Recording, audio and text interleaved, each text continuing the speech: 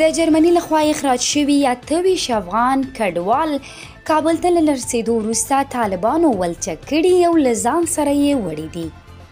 د طالبانو له واک رسېدو وروسته په لومړي ځل له جرمني څخه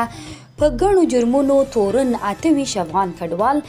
د قطر په منځګړیتوب اخراج او د جمعې په ورځ ماسپښین شاوخوا 3:30 بجې کابل ته رسېدلي دي.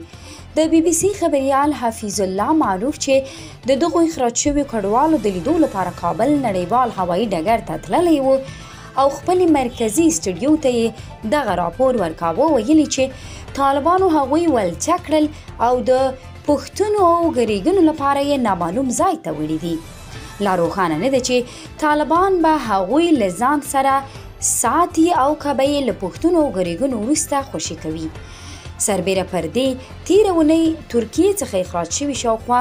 600 پناه غوښتونکي هم بیرته کابل ته استول شوي وو. رښتیا هم تقریبا په ځایي وخت دلته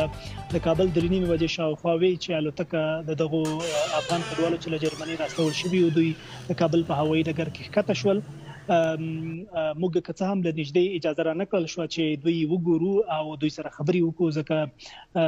هیچا ته اجازه نه ورکول کېده چې د دوی تصویرونه واخلي یا دوی سره مرکه وکړي یا د دوی ویډیوګانې واخلي. خو موږ له لرې ولیدل چې دوی راښکته شول، هوایي ډګر نه په یوه ځانګړي بس کې راوړل شول او په یوه خاص ځای کې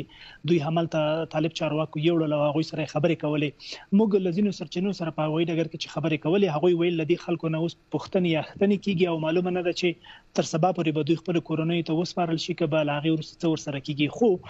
موږ ځینې تصویرونه ولیدل چې دوی لا هم ولچکونه په لاس کې وو او له الوتکې راښکته شوي وو او بیا ځانګړي ځای ته د پوښتنو لپاره یوړل شول. نو بالکل را رسېدلي دي، خو د خبرو دپاره تر اوسه هېچاته اجازه نه وه. په ښکاره نه وایي نه د بهرنیو چارو وزارت، نه د کورنیو چارو وزارت او نه هم د دوی د کډوالو چارو وزارت هیڅ یوه سره چې موږ هڅه کوله له دوی سره خبرې وکړو. یوه ارګان هم د دوی د دغو کډوالو د یا د راډیپورټ شوو کسانو په اړه خبرې نه دي کړي. خو جرمني کې ځینو شپږل په نامه ورځپاڼې او ځینو نورو نړیوالو رسنیو ریپورټ ورکړی و چې د کسان مجرمین وو او دوی په جرمنو په جرمني کې محکم شوي وو او له هغه ځایه